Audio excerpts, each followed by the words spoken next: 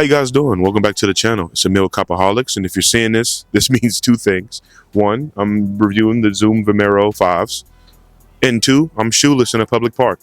You cannot say I don't love my craft, but nonetheless, before we get into the review, I just want to address a thing. Now, obviously, I took some time off of creating for the channel, and that was because I wanted to really sit and think about where I wanted the quality to go. You know, when I started this, I started with a mission, and I wanted to make sure that my quality and the mission were still aligned. Okay, so it took a step back and started storyboarding more and things like that. I was going for more of a quality over quantity thing, and obviously this channel isn't for getting the most shoes the fastest.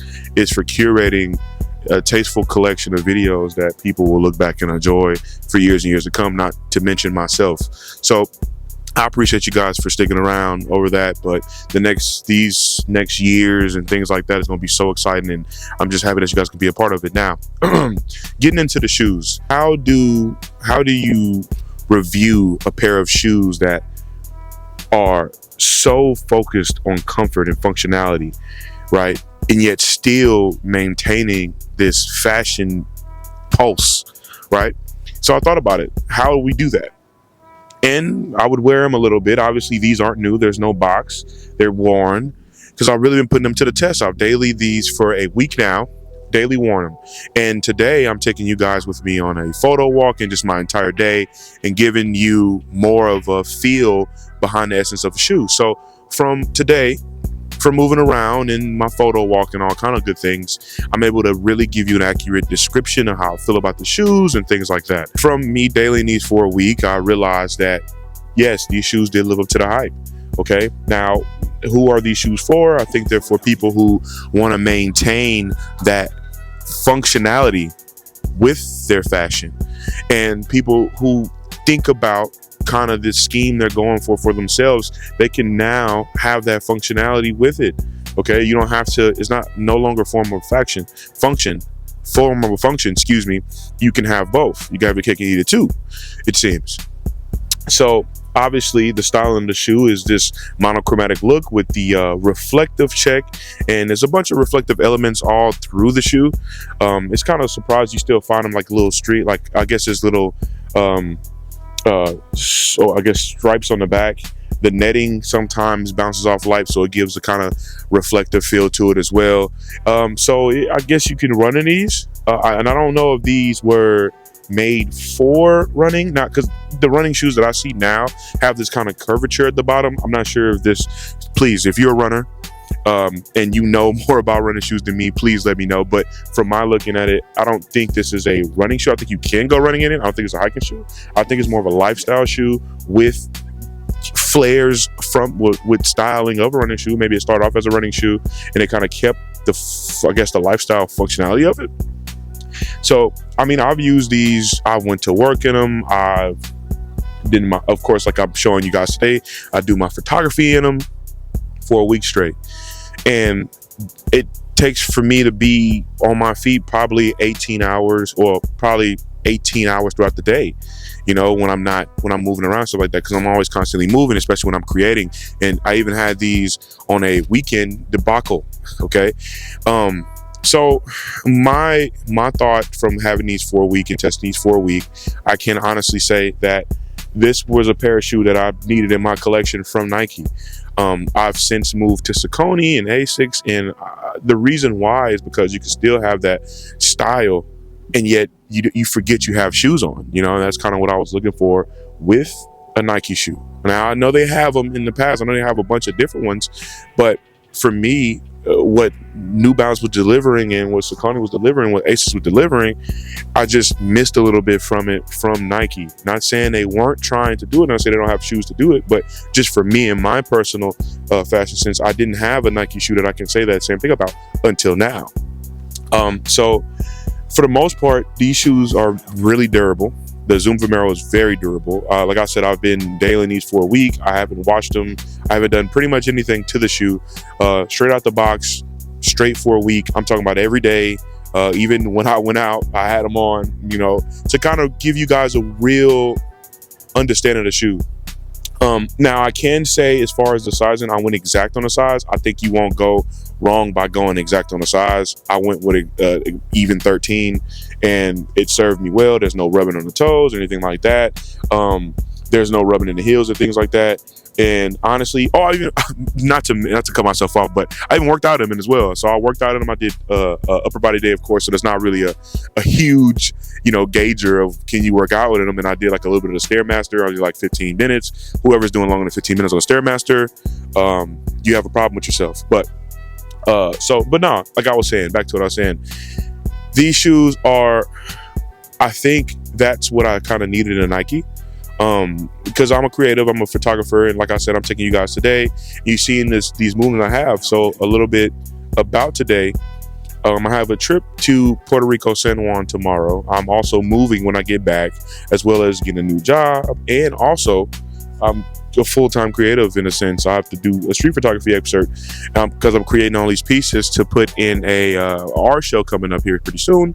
And of course, you guys, I will let you guys know the details of that if you're interested in all that good stuff. But for the most part, I have a busier day. I've been on my feet pretty much for about 3 or 4 hours before this, and I just thought about it. I was like, why not cut on the camera and let you guys see instead of just telling you or reporting back to you guys about it. So as we're going through this, I'll be cutting it up and adding it here and there. So that's pretty much how I stylized this video today.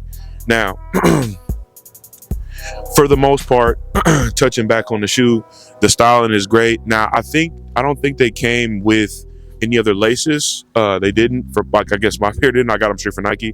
Hopefully, if you see other laces or anything like that, I guess I got a defective pair, but I didn't get any other laces with it. And I think you need it because these laces are reflective as well, and they go theme perfectly with the shoe.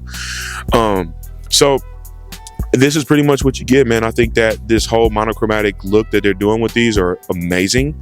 Okay, you get, I guess, the yellow pair, the red pair, the light blue pair. They even have like an orange, all monochrome pair. Even the check is orange.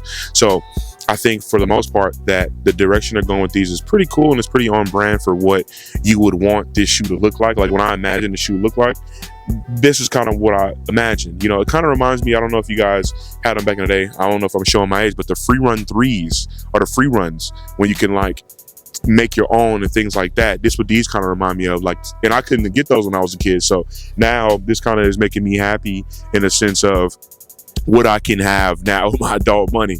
So I'm kind of making my kid self happy, by getting some of these because I couldn't have the free runs at the time. But nonetheless, this, you can wear this shoe virtually anywhere. That's one thing I noticed. That's a great point from this week of, basically this week of wear testing that I've done. You can wear these shoes virtually anywhere. Like I wore them, like for instance, I think before I went out, to a bar and things like that on Saturday, I went to an art show. And I know he's thinking art show, avant-garde, cocktail lounge, cocktail attire, all black Xbox Z. So how I did it was I wore these, a pair of Dickies, open cardigan, and it kind of just themed perfectly. It's like they just matched the room in a sense. Of course, you could do that with any pair of shoes, but I'm excited about these because they were so comfortable. Like I literally forgot that I was doing so much and I just wanted to create, and that's why we have this video going now. So you forget that they can go anywhere and you're still going to be comfortable. Point number 2 I would like to say over the week of wear testing is the fact that it is, I would say, tougher to clean. Now there's a bunch of different materials on there, from nubuck to the netting, and netting is always hard to clean. It is harder to clean. You would probably need a brush, and maybe a different brush if you want to take care of the suede and things like that on the shoe. But if you're like me and you kind of just wear them and not really cleaning shoes as a style, because the more you wear them the better they look, which is you could perfectly do that to the shoe. Yes, that's also a thing. But if you are one of those people who just need absolutely spotless clean shoes, then it's going to be a little bit tougher to clean. Like for instance, I think I dropped something on my shoe around the net area, but it's still on the red. You know what I mean? So it's like you kind of got to clean that. And then maybe it's not so challenging, but for me, as someone who rarely cleans his shoes, and I usually have a lot of leather shoes, this is a huge juxtaposition to what I'm used to cleaning. So it's a little bit tougher. Point number 3, I would say Maybe I can see someone being upset about how flat they are, in a sense. Like, okay, I'm flat-footed, don't get me wrong, right? It's not much arch support in there.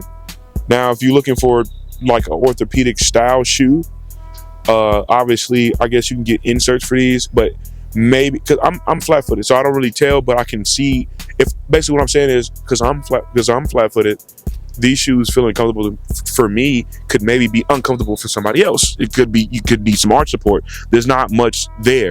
I mean, I don't know if that's standard with other shoes, but I do know some New Balance have arch support in them.